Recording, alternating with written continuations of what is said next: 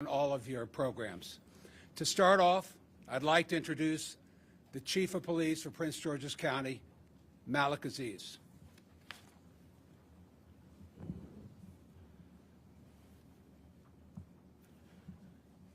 Good morning.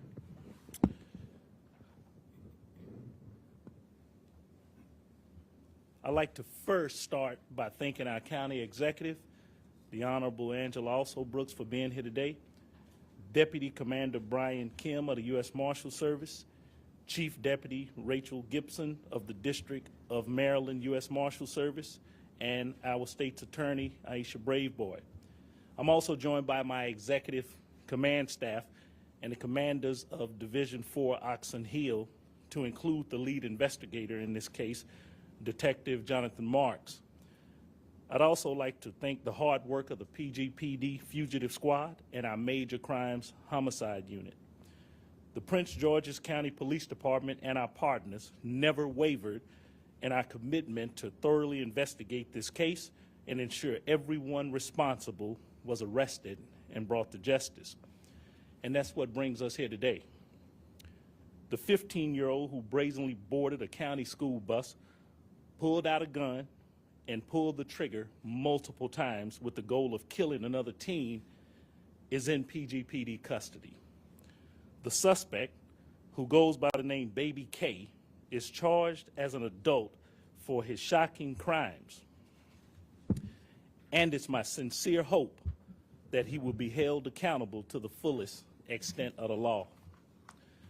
Yesterday afternoon, at approximately 2:40 p.m., members of the U.S. Marshal Service Capital Area Regional Fugitive Task Force, which includes PGPD officers and officers from other agencies, located the suspect, who was on foot in the 6300 block of Baltimore Avenue in Riverdale Park area. He was taken into custody without incident and brought here to Prince George's County Police Department. Many of you have seen the photos or the videos of the crime committed on the school bus, a place where no child or employee should fear for his or her safety. The crime shocked this community. It shocked even the most veteran law enforcement officers. To quickly recap, on May 1st, 2023, the bus had just stopped at Iverson Street and Sutler Drive to drop off students. While stopped, 3 students boarded the bus and began to attack the victim, who remained on the bus. One of the suspects, later identified as Baby K, displayed a handgun and attempted to shoot the victim multiple times, but detectives believe the weapon malfunctioned. The 2 other juvenile suspects who committed the attempted murder on the bus are also in custody. A juvenile female is also charged with conspiracy in connection with this case. They are all charged as adults. Baby K is charged with attempted first-degree murder, attempted second-degree murder, assault, firearms offenses, and additional charges. We hope this arrest and the arrest of the 3 other individuals reinforces our commitment to arrest anyone who commits a crime, no matter their age.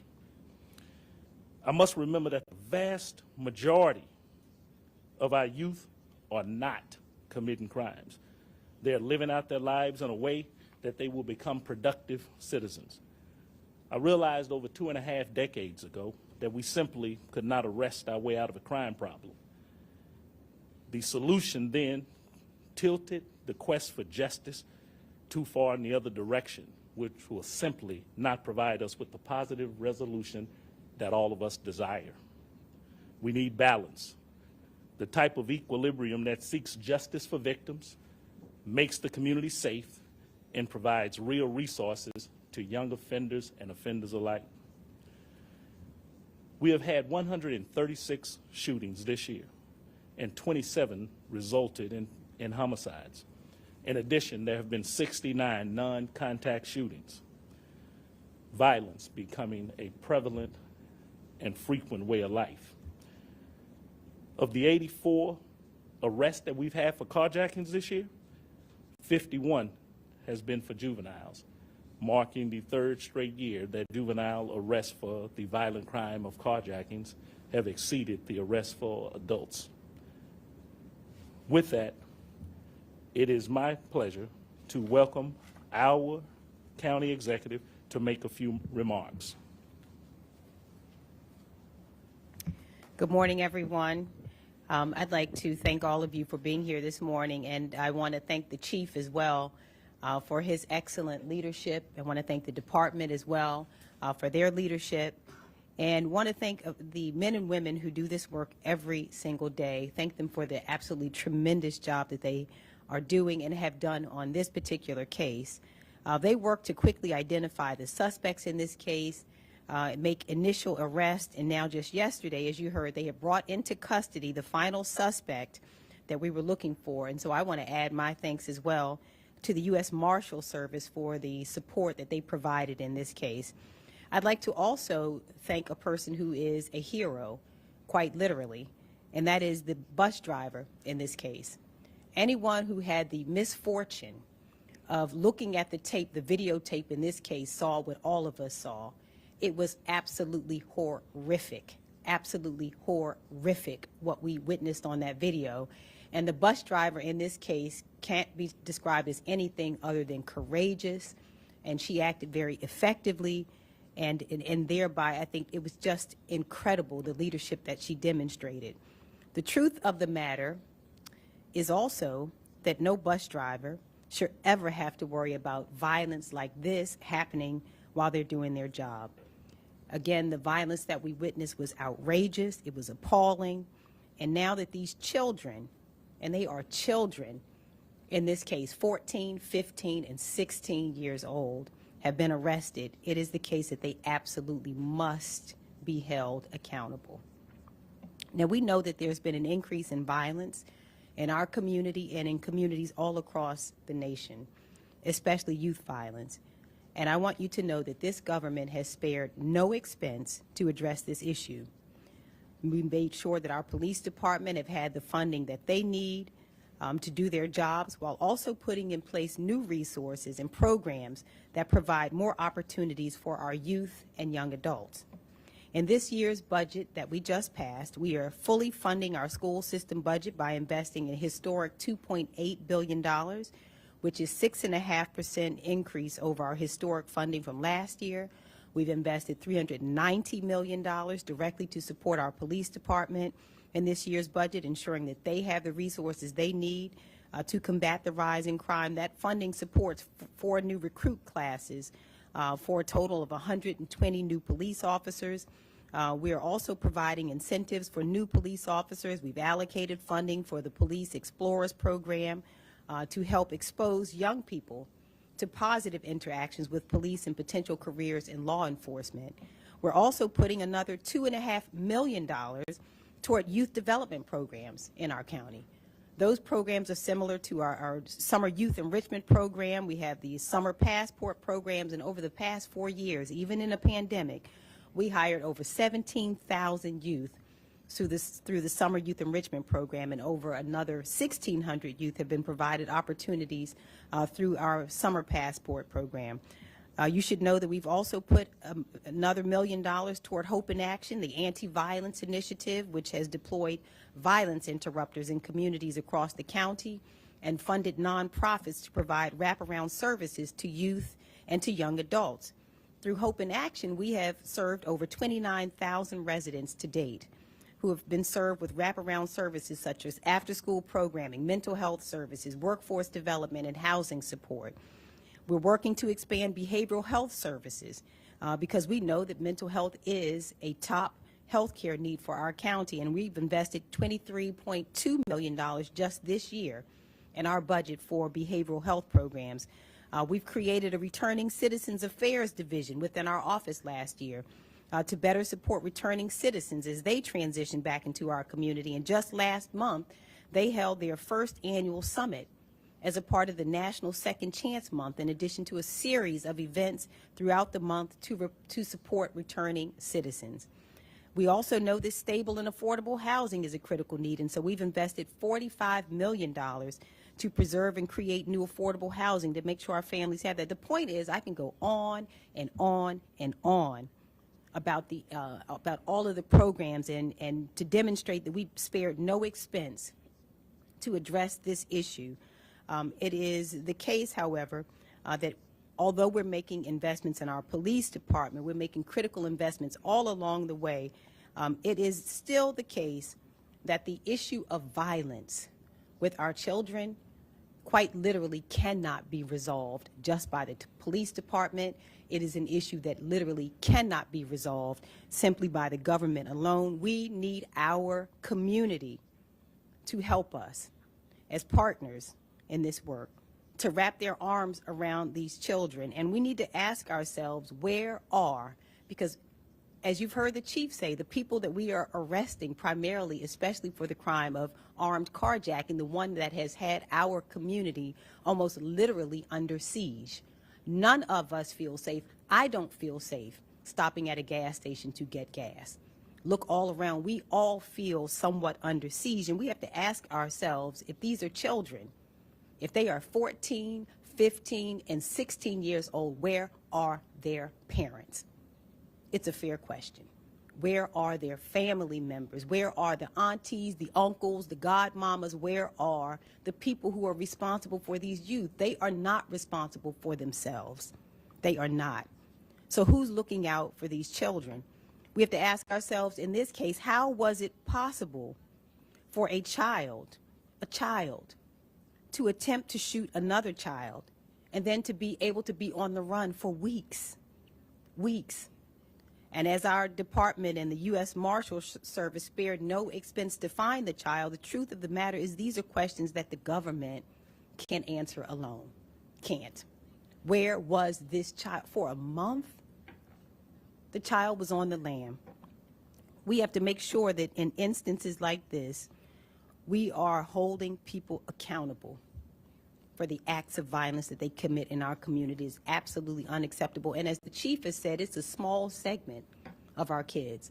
The vast majority of our kids, you've seen them all on social media. They've been at proms and they're enjoying themselves, preparing for the next phase of their lives. We're celebrating our kids who are graduating from high school this week. The vast majority of our kids are doing exactly what they should do. They are tremendous and exceptional children, but there's a small segment of our kids who, I have to tell you, because I hear it all the time, program. We can create every program known to man, and it will do very little if the children who commit these acts of violence are not held accountable. And so we are working to make sure that that happens, because that is the only way that the violence will end. So again, I want to thank everybody involved in this system. I want to thank the men and women of this department. I want to thank the U.S. Marshal Service. We're here with the state's attorney. I want to thank everyone who is working diligently to make sure that our streets are safe, because our community deserves to live in a place that is safe. But we have to ask the tough question. These are children. Who's responsible for these children? And let's work together as a community to solve this issue. So I now would like to turn over the microphone to our state's attorney, Aisha Braveboy. Thank you so much, Madam County Executive, and thank you so much to my partner, literally in crime, our Chief Malik Aziz, the men and women of the Prince George's County Police Department, the U.S. Marshals, as well as members of my team, in particular, the Chief of our Homicide and Strategic Investigations Unit, who is here today, Sherry Waldrop, who will be handling this case along with ASA Dora Miles Moore. We stand today in solidarity and unity with the county. We also have sent a very strong message through our prosecutions and through our work in this case that each and every individual involved will be held accountable. So far, 4 individuals have been arrested. 3 have had bond review hearings. All 3 have been held without bond. The bond review in this case against Baby K will likely be held tomorrow. And so we will use the same arguments. We will have some of the same witnesses who have testified at other bond hearings come, in particular those who have been impacted by this horrific crime. So we hope to see the same outcome tomorrow as we have in the prior bond matters. I did also, as the county executive, want to just really highlight the bus driver in this case. One of the things that I noted, and I'm sure the exec and the chief and others did too, was that she prayed. She prayed for the child who was on the bus. She prayed for our community. And I do believe that there is power in prayer. And to think what could have happened on the bus that day, I think nothing but prayer ensured that the tragedy that could have occurred did not occur. But now our job is to hold each and every one of these individuals accountable. And so we have a commitment to doing just that. We've been working hand in hand with the Prince George's County Police Department since this incident came to light. And we will continue to work with our partners to ensure that justice is served. Thank you. We'll open.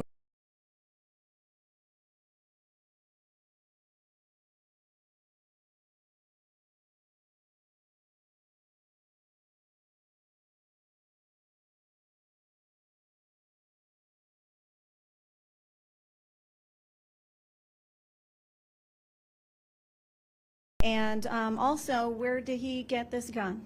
Well, it's a good question on where has a 15-year-old been, and we're investigating that right now.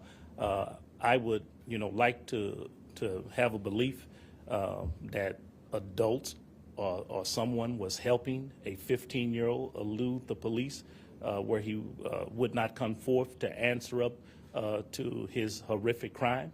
But we don't know that at this particular time.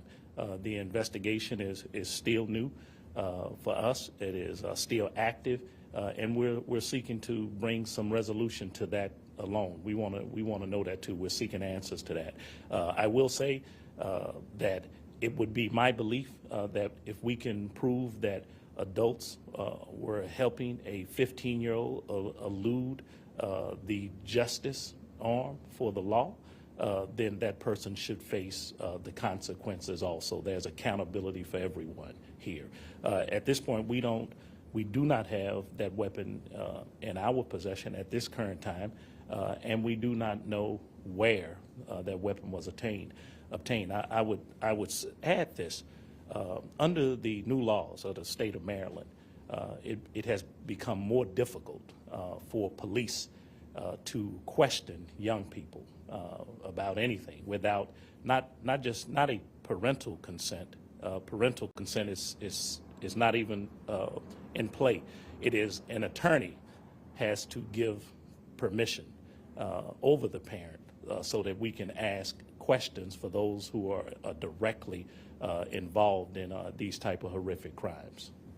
Next question. Have the juvenile justice reform laws which you're referring hampered this investigation? Are you able to question Baby K? Have you ever been able to question the others? Yeah, I'll reiterate that. The answer is that we could not.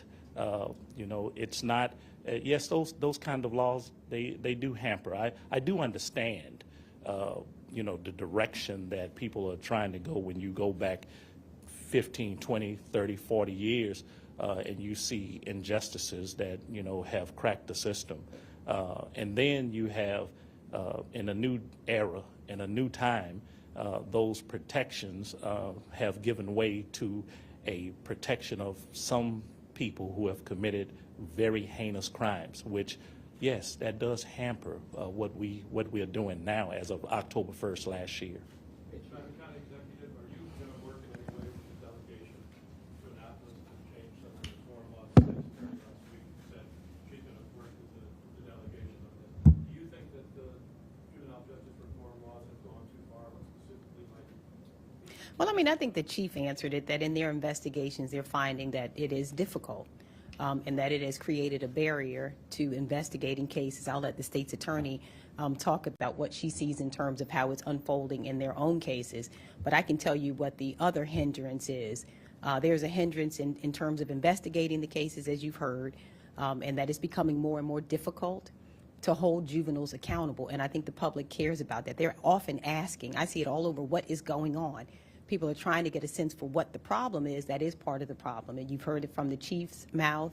The state's attorney, I know, can probably answer what she's seeing in her office. But the other hindrance that cannot be ignored is that we have 15 and 14-year-olds running about our community at 1, 2, 3 o'clock in the morning, armed and dangerous, unaccountable, and unafraid. In this case, you know, we have a kid who, if we look at it honestly, is both victim and perpetrator. Clearly, you're a victim. We can't determine whether he was registered in school, where he lived. I mean, this kid was roaming about, apparently unsupervised and dangerous and armed. And that question is a good question, is how is that allowed to happen? And that surely has to factor into what we're seeing in this picture that everybody's trying to understand. So when we talk about what the failures are, there are multiple lines of failure, but this kid, as far as I can tell, was first apparently victim, and then he became a perpetrator. So should parents be held accountable? Absolutely, absolutely. In what way and how? You know, and that's best for the folks who are investigating this case to determine what the lines of failure are. But I think parents have responsibility over their children. I think most people agree. We'll see what the law says about parents and their kids. But I think that, yes, parents and family members ought to have responsibility for their kids. That's what the law says, is that kids are not responsible for themselves. Madam Executive, any thought to reinstating a curfew? Well, the curfew is ongoing. The curfew is just, I have to remind you, just one tool. One of the things we realize is that the environment changes over time. And so it may be the case that the curfew is effective during one period. We found that it was effective as we began to enforce it last year. And then the environment changed, and so we have to continue to change our tactics. We'll follow the leadership of the police department. They'll let us know which tactics to employ at which time. But the curfew is not an elixir, a complete cure-all. It's just one of the many tactics that we've employed, strategies to engage parents and family members and to have them asking the question, where is my son or daughter? Between the times of 10 p.m. and 5 a.m. when we saw that the majority of these crimes are being committed. Chief. Online, Chief, there's a lot of people online talking specifically about this case more directly. One of the comments are being made is that this juvenile apparently tweeted out or sent a social media message out before saying snakes out of the cage, that he had a history with the juvenile justice system. What more can you tell us about that? And the other part of the question is, like, how can the community trust that there is accountability if we're seeing someone online bragging about being in and out of the system? Well, first, I think you're seeing a greater part of what is happening in the greater culture.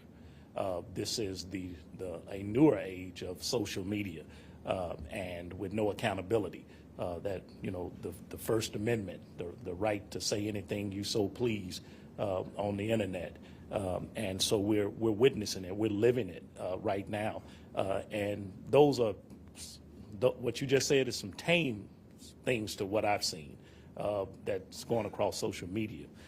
And that is the really first part of, you know, what's going on with that individual tweeting out things. What was the second part of your question? Well, you mentioned that, but can you tell us any more about what you all know of his history? You mentioned he may have been a victim first and now. Well, I believe what the county executive is alluding to. We have a system, and a system is built upon parental accountability, taking care of a young person. People who bring young people into the world have an obligation to take care of that young person. Make sure they go into school, make sure they're living their lives in a positive way, bringing them back in line with rightful and, you know, progressive type of discipline that is meaningful for that young child as well as, you know, rewards. And what we have seen, even in this particular case, is that the question is a legitimate question. Then where's parental accountability? And that parental accountability can, if you leave it alone, it's unchecked, it's not balanced, then that child has no guidance. That youth has no guidance. And with no guidance, then that youthful individual becomes a victim of the circumstances that may prevail around him. Therefore, then exacting the harm upon a community or others in a vicious, sick cycle of things. And I think that's really what it is. So what we're looking for now is how do we actually hold people accountable in a meaningful way and bring real accountability or resolution to situations that involve parents, because let's face it, some parents are really ill-equipped to take care of young people that they have brought into the world as their parent or guardian. And some of them need help. Some of them, we talk about rehabilitation all the time.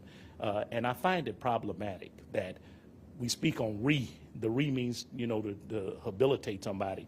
And that's a problem because they haven't been rehabilitated in the first place. Can I ask you, can you speak to whether he is confirmed to have been associated with any other violent incidents in the county? And also, We have handled him before, and right now he is in that system, supposed to be accountable to that system that he was handled before, and we passed that baton.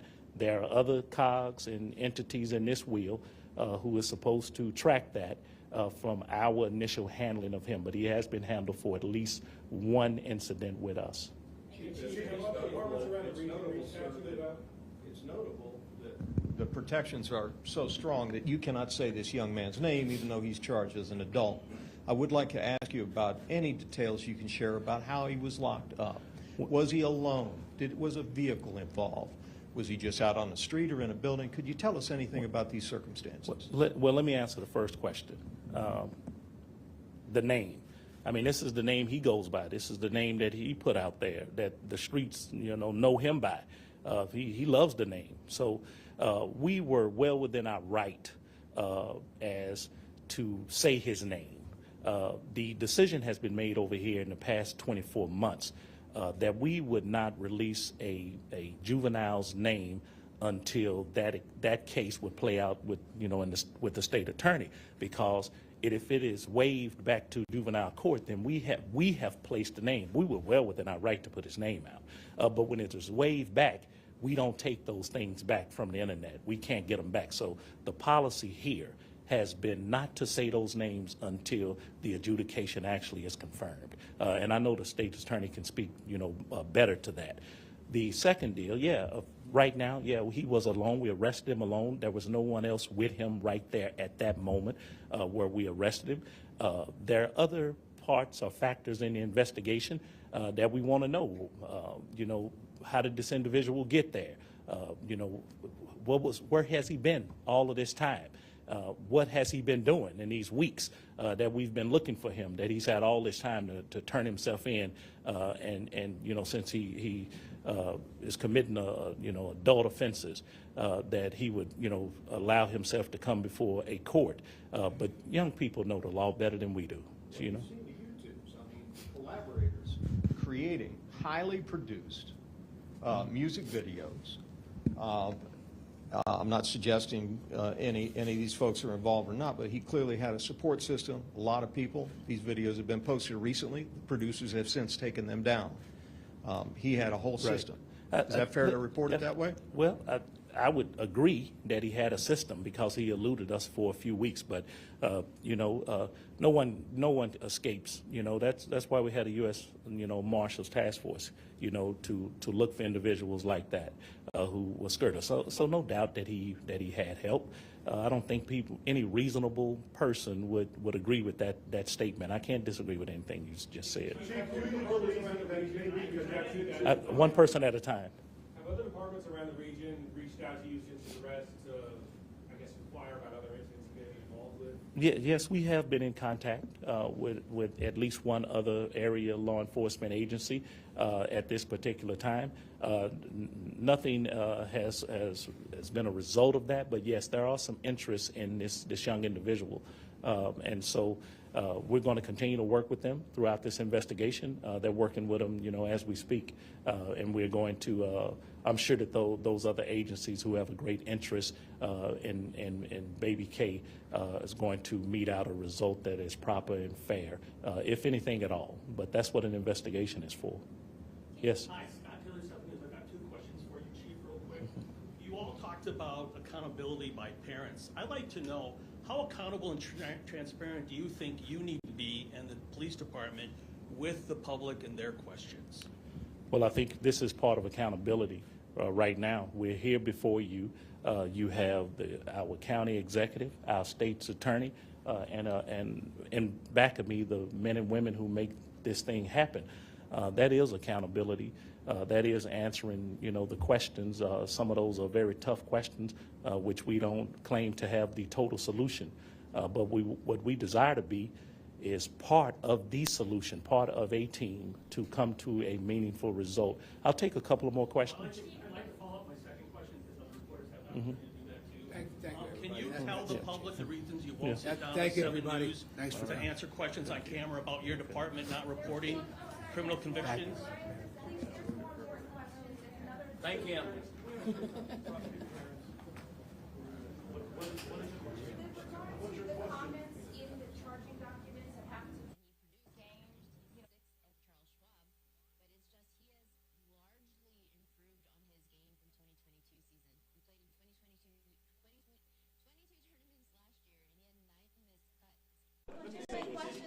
Let me just say, let me say this. Well, I can't answer your questions because there's a disruption going on in over here, so nobody can hear.